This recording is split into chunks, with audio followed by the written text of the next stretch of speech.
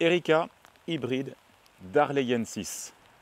Alors là, on est sur une plante couvre-sol extraordinaire. Alors, hybride, ce qui est intéressant, c'est que c'est une plante qui va être un croisement d'une plante qui est la bruyère des neiges, l'Erica carnea, et la bruyère méditerranéenne, la bruyère méditerranea ou Erigena.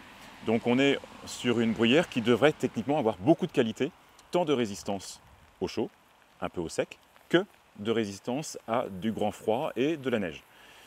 Bon, une plante extraordinaire, vous le voyez par ces grappes en tube, hein, ces fleurs en tube, ces fleurs tubulaires, qui sont regroupées comme ça sur une tige, et puis qui vont s'ouvrir petit à petit. Et voilà, tout l'hiver, de novembre-décembre à mars, on va avoir une superbe floraison.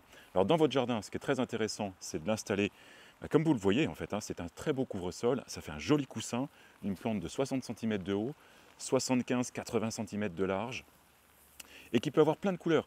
On a là le rose, on va avoir le rose beaucoup plus foncé, qu'on appelle souvent rouge, on va avoir du blanc.